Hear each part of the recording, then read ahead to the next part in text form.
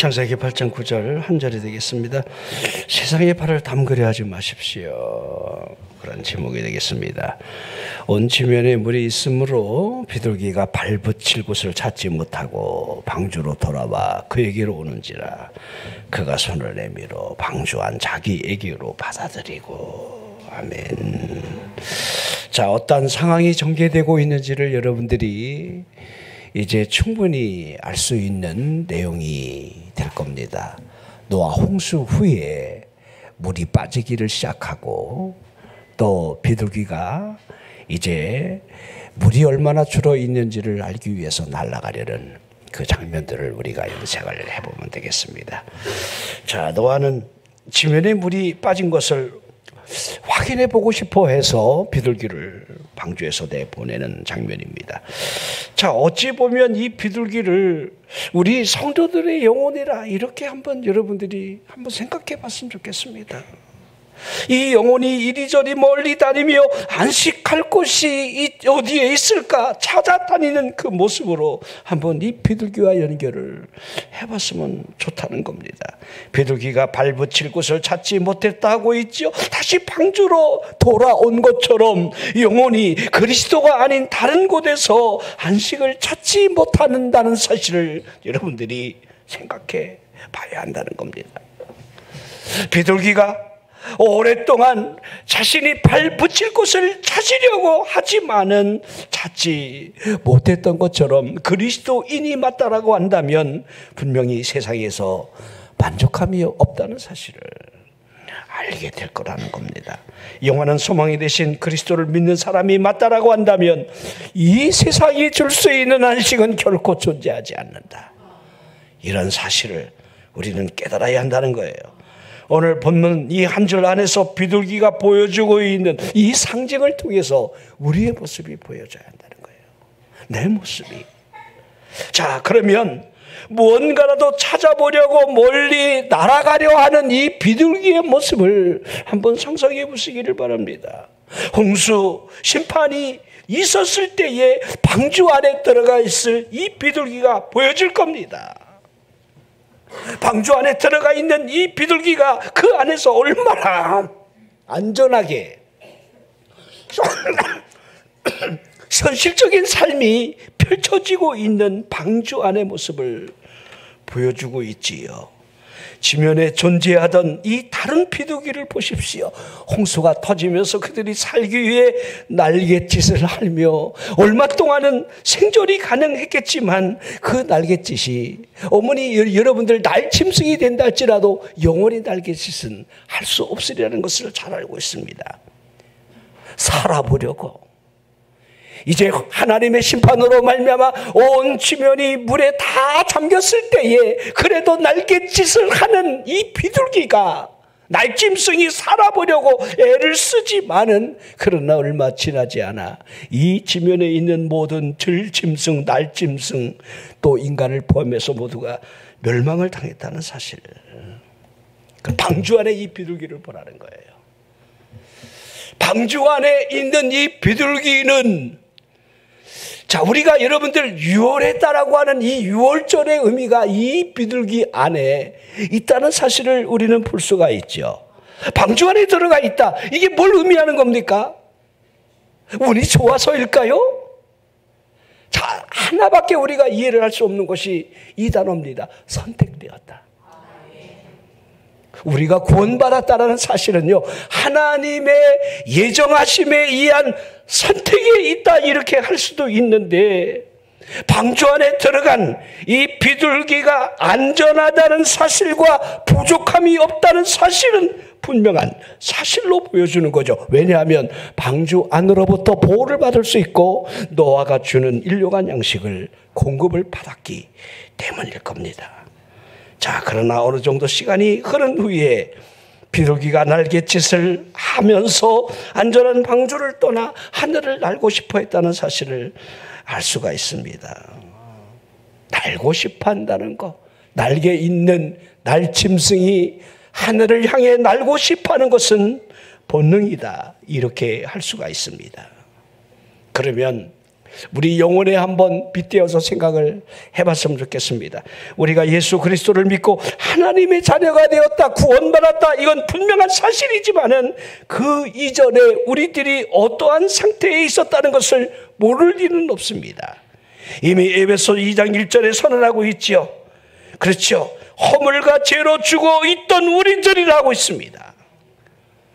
그로 말미암아 우리의 죄악이 홍수라는 심판을 피할 수가 없었다는 사실은 자명해야 합니다. 하지만 하나님의 긍휼하신 이 은혜에 의해서 그 큰 사랑에 의하여 허물로 죽은 우리가 그리스도와 함께 살리심을 받았다는 사실, 이건 에베소서 2장부터 쭉 증거하고 있는 하나님의 은혜.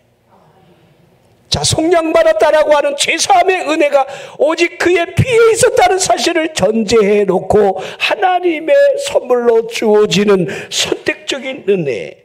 에베소서 2장 6절에 또 함께 일으키사 그리스도 예수 안에서 함께 하늘에 앉히셨다고 있지요.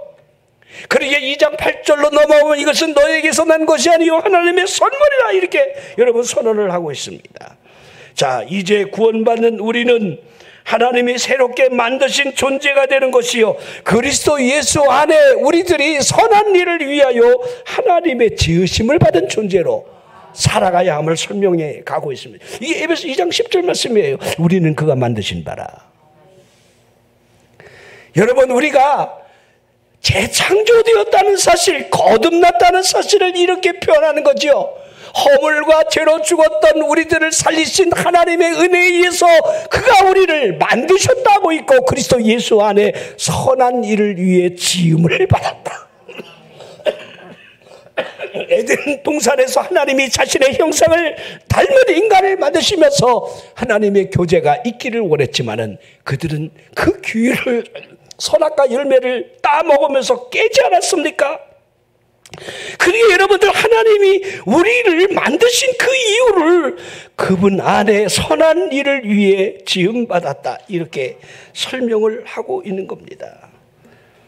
하지만 얼마 지나지 않아 이 비둘기가 바깥 세상을 그리워하며 날갯짓을 하고 싶어 했던 그 이유와 다를 바 없이 그리스도인이라 할지라도 세상 바람을 쐬고 싶어 하는 그 눈을 언제든지 열 수 있다는 사실입니다. 이걸 잘 봐야 돼요. 우리 간혹 그런 얘기를 많이 듣습니다. 예수를 믿다가 여러분들 실족해서 신앙에서 벗어나는 사람들이 그 입으로부터 무슨 말들이 줄줄줄 흘러나오고 있는지 우리가 경악할 정도로 그런 이야기들을 듣게 됩니다. 자, 예레미야 선지자가 이스라엘 백성들이 두 가지 악을 범하고 있다라고 책망을 하고 있는 장면이 예레미야 2장 13절에 기록이 되어 있습니다. 내 백성이 두 가지 악을 행했다. 첫 번째가 뭡니까? 생수의 근원 되는 나를 버렸다는 거, 하나님을 버렸다는 거. 자, 하나님을 버린 이유가 두 번째 이유로 나오고 있죠. 자신이 스스로 웅덩이를 파면서 그 웅덩이를 통해서 생수를 공급받는다고 착각을 한다는 거예요. 근데 하지만 그 웅덩이가 물을 가두지 못할 터진 웅덩이라는 사실을 깨닫지 못한다는 겁니다. 우리가 하나님의 은혜로 구원받았다는 사실을 잊은 채로 위의 것을 우리가 찾지 못할 때 일어난 일들은 땅에 있는 지체의 것으로 만족하려는 이 탐심이 우리를 지배할 수밖에 없다는 사실을 보여주는 거예요. 이게 골로새 3장에 쭉 설명해 나가고 있어요. 자, 골로새 3장 1절에 이렇게 시작하겠죠. 그러므로 너희가 그리스도와 함께 다시 살리심을 받았으면 전제를 하고 있습니다. 이게 거듭났느냐 이 말이에요. 우리가 구원의 방주 안에 들어가 있는 그 영원임을 우리에게 전제하면서 살리심을 받았다라고 한다면 위의 것을 왜 찾아야 하는지, 그분 안에서 그분과의 연합을 통한 안전함, 이 만족함을 누릴 것을 이렇게 말씀을 하고 있습니다. 그렇게 늘 물어봐야 돼. 내 영혼은 안전한가? 그분 안에서 내가 평안을 누리는 것이 이게 진짜란 말인가? 거짓이 되게 해서는 안 된다는 거예요. 자, 우리가 창세기 28장을 보면 베델 사건이 기록이 되어 있는데, 이 베델 사건은 여러분 일방적으로 하나님이 야곱에게 꿈에 나타나 여러분들 하나님이 함께 하겠다라고 하는 이 언약으로 출발하는 거죠. 하나님 내게 꿈을 주십시오. 이렇게 한 적이 없잖아요. 이죠? 야곱이 하나님의 이 장자권의 복을 누리기 위해서 얻기 위해서 어떠한 일을 벌였는지는 우리가 이미 아는 바요. 그 일로 말미암아 붉은 사냥꾼 에사가 저를 죽임으로 말미암아 그 장자의 축복이 내게 갈 것 같으냐라고 하는 이 요셉의 형제들과 저 꿈쟁이가 꾼 꿈이 죽임으로 말미암아 이루어질 수 있는가를 보자. 이게 무엇이 다르겠습니까? 그의 여러분들 그 일들이 일어나니까 어머니 리브가에 의해서 외가댁으로 그가 보내지는 장면이 여러분 창세기 28장에 기록되어 있는 거죠. 자, 명분을 주는 겁니다. 그를 살려내기 위해서 야곱을 외가댁으로 바담 아람으로 보내게 되는 이 과정 속에서 일어나는 이 배절의 사건을 잘 보여주고 있습니다.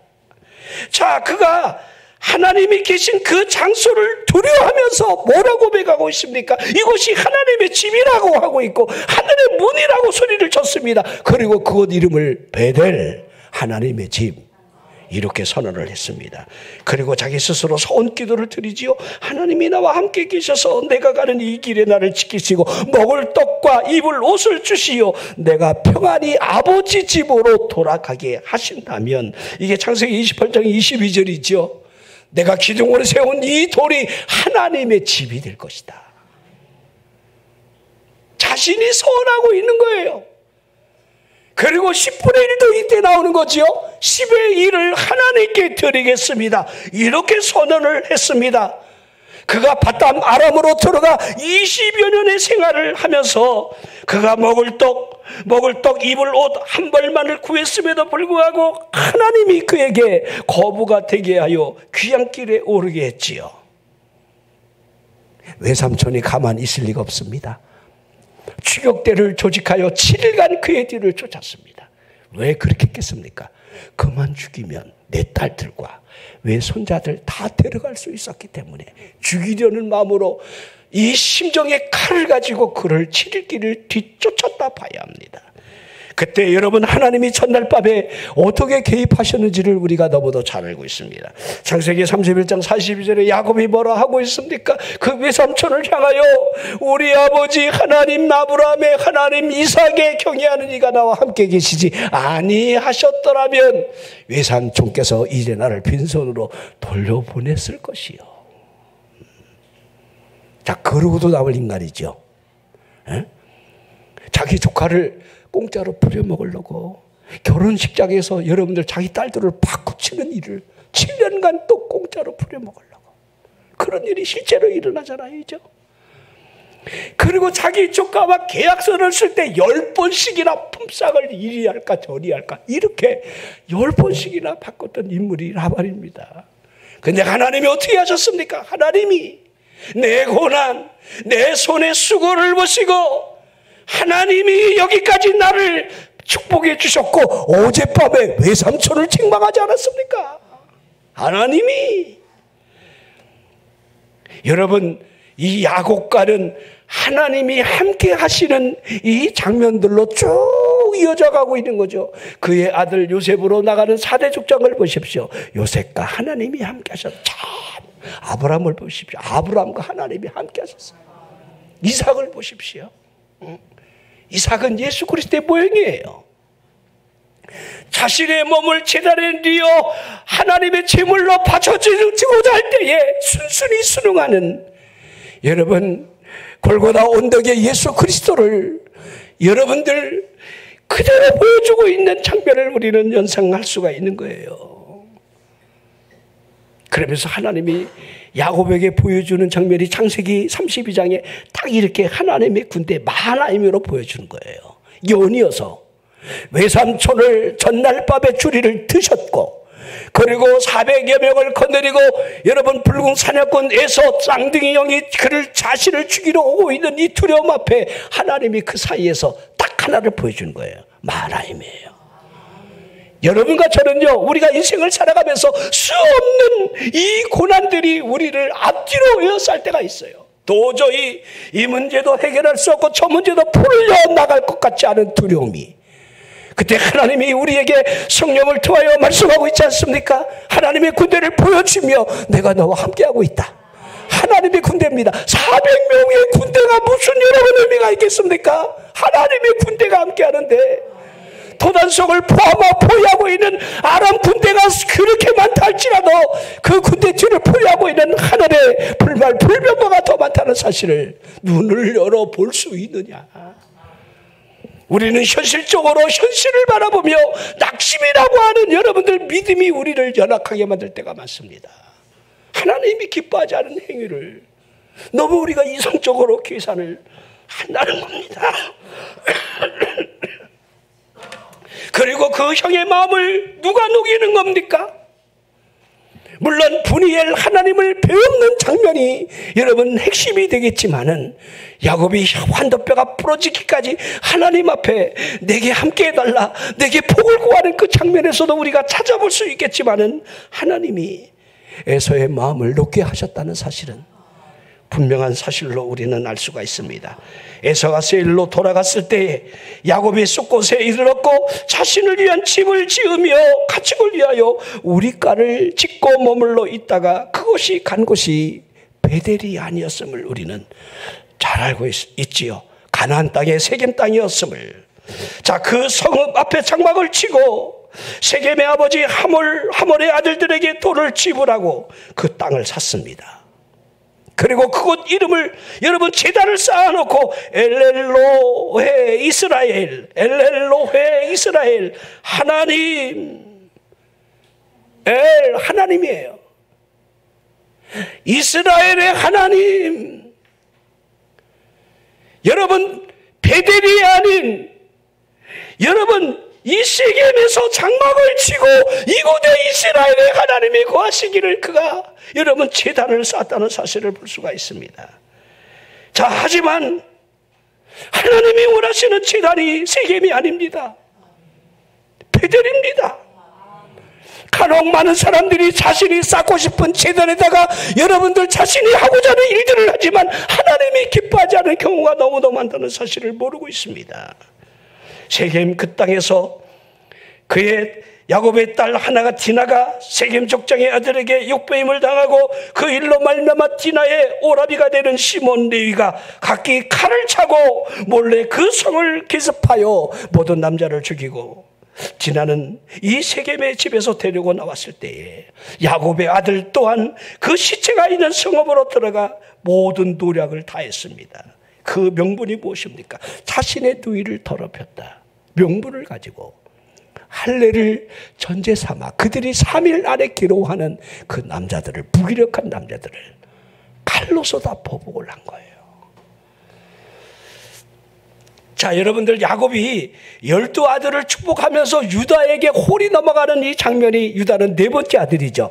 첫째 르우벤은 아비의 침상을 더럽혔다. 여러분 서모가 되는 비라와 통과를 통해서 아버지 눈밖에 나 있었고, 시므의 레이는 두 번째, 세 번째입니다. 이게 사륙의 칼을 치는 거예요. 이 복수의 칼. 칼을 치는 자가 그리스도의 계보에 들지 못하는 것, 우리 예수님이 칼을 쓰는 자는 칼로 망하리라 이렇게 하신 이유와 다르지 않습니다.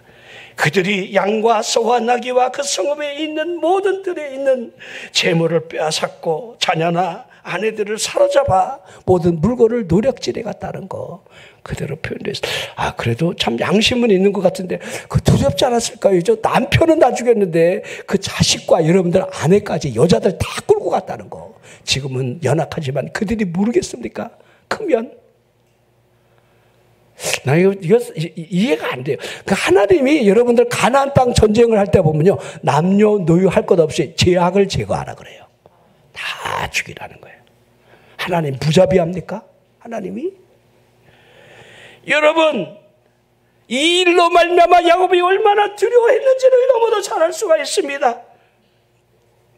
여러분, 그 당시는 지역 파벌로 족장과 족정이 여러분 일가 친척을 이루고 있는 시대인데, 어느 일가가 멸족을 당했을 때 다른 그 일가 친척들이 다 가나안 족속이 일어나 야곱을 친다라고 한다면, 야곱이 아무리 가솔의 군대들이 아무리 힘이 있다 할지라도 이겨내리라는 여러분 이 방법은 없으리라고 생각할 수가 있습니다.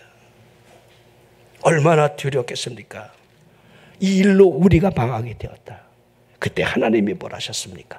그때 그 위기 때 창세기 35장부터 여러분들 세겜 사건이 끝나고 난 후에 하나님이 해결책을 제시하는 장면이 35장 1절에 기록이 되어 있어요. 하나님이 야곱에게 이르시되 일어나 베델로 올라가라.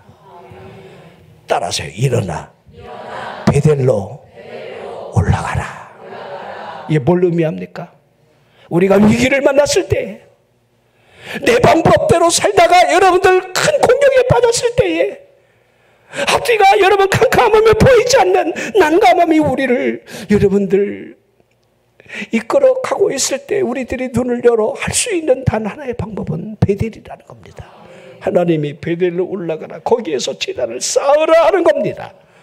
내가 내게 나타났던 그곳, 그러게 우리가 신앙생활하며 하나님이 내게 베푸셨던 그 은혜를 기억하는 것이 얼마나 중요한지 모릅니다. 내게 있어야 하는 이 베델이 얼마나 중요한지, 내게 나타났던 베델의 하나님, 여러분들이 어린 시절이 됐던, 청소년의 시기가 됐던, 어느 순간이 됐던 나를 만나셨던 하나님의 그 현장이 내 삶을 얼마만큼 늘 깨닫게 하는지를 이해해야 돼요. 순간순간 하나님이 베델로 올라가라, 너 회개하고 기도해라, 그게 들려줘야 한다는 거예요. 우리 누가복음 15장 탕자의 비유가 여러분들 나오고 있는데 우리 너무도 잘 압니다. 이 탕자를 보면 왜 그렇게 이 큰아들은 그렇게 급한, 아버지 집을 떠나는 게 왜 이렇게 급한지, 뭐 이걸 요새 말로 해석을 하면 아버지의, 부모님의 간섭이 왜 이렇게 싫었는지. 자, 그러나 탕자의 결말이 우리에게 동일하게 이루어진다는 사실을 결코 잊지 마십시오. 탕자가 어떻게 되는지, 여러분들이 하나님을 떠나면, 아버지 집을 떠나면 그 결말이 어떤 결말이 있다는 거, 이건 정확한 결말입니다. 이건 중간에 과정도 없어요. 반드시 그곳으로 갑니다. 100% 망합니다. 100%. 자, 우리가 은혜를 저버릴 때에 은혜와 멀어지는 순간 무슨 일이 다가오는지는 결론이 정해져 있습니다. 자, 그러면 노아의 방주 안에 있던 이 비둘기가 방주 밖으로 나간 그 이유에 대하여 명확한 답은 여러분에게 드릴 수는 없지만은 어느 정도 예상은 할 수가 있다는 거예요. 이런 생각 한번 해보십시오. 비둘기에게 뭐가 있습니까? 가장 강력한 무기, 날개가 있다는 거예요. 비둘기는 날개가 있어요. 그렇죠? 우리 수양간의 진돗개는 이빨이 있습니다. 여러분들 우습게 보는 것 같아. 이빨이 있다니까, 개가. 여러분 집에 길래는 애완용 개 빼고, 우리 수양간에 있는 진돗개는요, 너구리 발견하는 순간 5초 만에 그냥 목을 끊습니다. 발견하는 순간에 끝장나요. 그건 몇 번 봐요. 우리가 그냥 애완용 개로 보면 안 돼요. 그러면 비둘기의 날개를 우습게 여기지 마십시오. 그러니 여러분, 모든 짐승이 지니고 있는 이 본능, 이 날갯짓을 하고 싶은 것은 자연스러운 일이라 할 수가 있겠지요. 그럼 우리 인간을 보십시오. 우리 인간은 영혼, 육을 지닌 존재로서 혼이 지배하는 이성적인 본능이 영을 얼마든지 불안하게 할 수 있다는 사실을 알 수가 있는 거지요. 혼의 지배를 받는 이성이 될 때에 무언가에 대한 의문의 질문을 계속해서 던져지게 하고, 이성은 반드시 문제에 대하여 이의를 제기하며 난제로 하여금 결론을 내리려는 시도를 계속하고 있다는 거예요. 이게 혼의 기능이에요. 영은 회개하라 믿으라는데 이 혼은 아니야. 난 내 주먹을 믿을 거야. 내 힘을 의지할 거야. 자, 지금도 우리가 이성적으로 판단하려고 하는 혼의 기능이 활발하게 움직이고 있는 이 사실은, 비둘기가 날개를 가지고 있어서 날갯짓을 하고 싶어하는 그 이유가 결코 다르지 않습니다. 홍수 이전에 이 비둘기가 여러분들 세상을 향해 막 날아다녔던 이 경험이 있었다는 거예요. 마음대로 날아다닐 수 있는 기회가 주어지면 옛 보금자리를 그리워하는 것이 얼마나 당연한 일이겠습니까? 비둘기처럼 회귀 본능이 강한 새는 없습니다. 우리 옛날에 여러분 전서고 역할을 했던, 통신 이 기구 역할을 했던 비둘기의 역할을 생각해 보십시오. 자, 홍수로 인해서 보금자리가 사라졌을 때에 이 방주 안에 안전하게 거하고는 있지만은 어느 정도 세월이 지난 후에 날고 싶어하는 본능이 꿈틀거린다는 사실. 그런 이유를 우리가 한번 생각해 봤으면 좋겠습니다. 자, 우리가 예수를 믿기 이전에, 근데 이상해요. 아니, 뱃속부터 예수를 믿고 지금까지 교회 안에 살았는데 그래도 이 안에 본성이 꿈틀거리고 있다는 거. 이거 우리는 참 놀랄 일이죠. 어디 가서 그 인간의 본성을 배워오는지, 유치원부터 배우는 건지. 응? 인간이 다르지 않다는 사실을 보여주고 있죠. 에베소 2장 2절 보십시오. 그때의 너희는 그 가운데서 행하여 이 세상 풍조를 따랐고 공중권세 잡은 자를 따랐고 그 역사하는 영, 그 역사하는 영을 따랐다는 사실을 선언하고 있는 거지요. 자, 에베소서가 1장부터 마지막 장까지 전부 영적인 전쟁을 설명하고 있어요. 우리의 싸움이 혈과 육이 아니라는 사실을 에베소 6장 12절에 여러분 설명하고 있는 거죠. 악의 영들과 상대하고 있다. 이 영적인 전쟁을 설명하고 있죠. 자, 에베소 2장 1절 그는 허물과 죄로 죽었던 너희를, 에베소 2장 1절 그는 예수 그리스도께서 선언하고 있는 거죠. 자, 우리가 이 믿음으로 구원받았다라고 하는 하나님의 선물로 주어진 그 은혜가 우리에게 분명히 임했지만은 육적인 그 본성이 다 죽었다 이렇게 말할 수는 없는 거예요. 새로운 본성이 우리 안에 들어와 있는 것은 사실이지만은 옛 본성을 향하는 마음이 남아 있다는 사실 또한 부인하면 안 된다는 거예요. 사람의 육체가 죽어서 벌레들의 먹이가 될 때까지 육의 본성이 죽을 것 같습니까? 그렇지 않습니다. 본성 안에 있는 무자비한 마음이 고개를 쳐들 때에 옛 추억이라고 하는 모습으로 여러분 사람은 언제든지 혼돈 속으로 빠져들어갈 수가 있다는 겁니다. 자, 우리 출애굽하는 이스라엘 백성들을 보면 알 수가 있어요. 430년 요셉을 알지 못하는 새로운 파로들이 나타나 그들을 압제하기 시작할 때 어떠한 일들이 일어나는지 그 고통이 얼마나 컸으면, 심지어는 남자아이들을 너무 많이 나니까 아예 남자아이는 산파들로 하여금 나면 무조건 죽이라고 이렇게까지 했겠습니까? 그렇죠? 이제 남아 살인 사건부터 여러분들 나면서부터 일어나는 일이 그 당시에 법으로 제정된 거예요. 그들이 여러분 당시에 여러분 스핑크스나 여러분 피라미드를 짓던 그 시기라고 보는데 그 노예 사역을 하면서 여러분들이 아시지만 그 이해가 됩니까? 그 수만 수천 톤이 되는 그 돌들을 사람이 옮겨가 거기다 쌓았다는 거. 얼마나 많은 인력이 동원되고 얼마나 많은 사람이 죽어나갔을까. 그렇죠? 상상하죠. 그들의 고역이 얼마나 힘들으면 하나님 앞에 부르짖으면서 우리를 불쌍히 여겨달라고, 우리를 구원해달라고. 하나님 불쌍히. 근데 저는 그런 생각을 해요. 하나님이 부르짖어 기도하는 그들의 응답을 위해서 모세라고 하는 아이를 그 시기에 나게 하신다는 거예요. 여러분 예수 그리스도의 탄생하고 비슷하지요? 동방박사로 인하여 헤롯이 정신이 번쩍 드는 그 시기가 오지요. 2세 이하의 남아를 모두 죽이라 그 기준으로 다 죽이지요. 목소리가 나지요. 그분이 여러분 갈릴리로 가야 했던, 여러분 나세렛으로 가야 했던 그 이유가 여러분 이 헤롯의 남아 살인 사건 때문에 일어났다는 거 우리는 잘 알고 있습니다. 하나하나 보십시오. 하나님의 그 큰 힘의 개입이 없었다라고 한다면 그 백성이 그들을 스스로가 구원을 할 수 있겠습니까? 자, 우리가 어떻게 구원받았습니까? 저는 지금도 아이러니한 게 내가 구원받았다는 사실이 참 너무 신기하고 믿겨지지가 않아요. 내가 하나님의 자녀가 되었다는 거, 내가 예수 믿는 사람이 되고 더욱이 목사가 됐다는 거, 이게 너무도 이해가 안 돼. 난 목사가 될 사람이 아니에요. 지금 이 시간에 포장마차에서 이게 어울리는 사람이지, 제가 여러분들 노래 좋아하고 한량 스타일로 하나님이 이 땅에 보내셨는데 하나님의 성령이 나를 사로잡으면서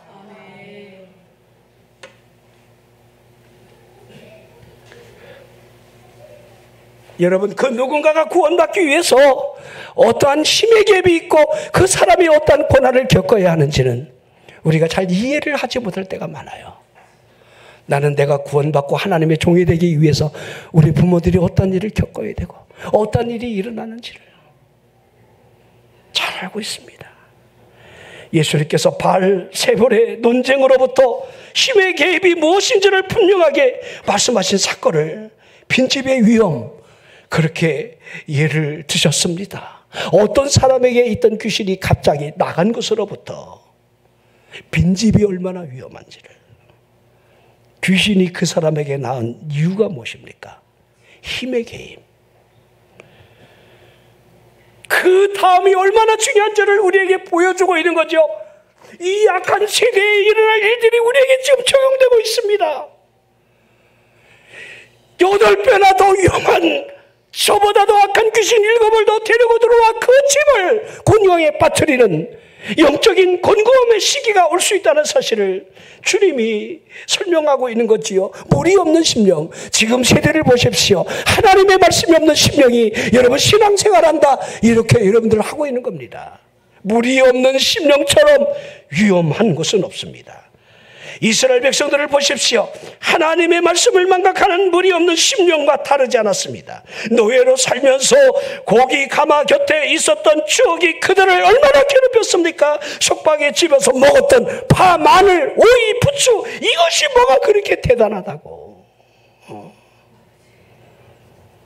자, 이 비둘기를 보십시오. 홍수 이전에 날았던 그 옛 추억이 그로 하여금 얼마나 여러분들 생각을 지배하고 가득 차게 하고 있는지를, 에덴 동산의 옛뱀이 거듭난 사람의 동산을 여전히 기어다니고 있는 모습을 하고 있습니다. 방주 안에 이 비둘기를 보십시오. 옛 보금자리를 찾아 가보려는 이 본성이 방주를 날 떠나서 날게 하려는 그 마음을 여러분 가지겠다는 겁니다. 우리에게 있는 옛 기억, 이게 굉장히 무서운 거예요. 옛 기억, 옛 추억, 살인의 추억 막 그러잖아요. 우리 아이들 세상으로 가봐야 아무것도 없어. 부모님 떠나가서 대학교 생활을 나 마음대로 즐기려 하지만 주한이 아무것도 없지? 있니? 뭔가 있어? 우리 주한이는 없는 것 같아요. 부득이 대전을 떠나 옆 동네로 가긴 갔지만 부득이.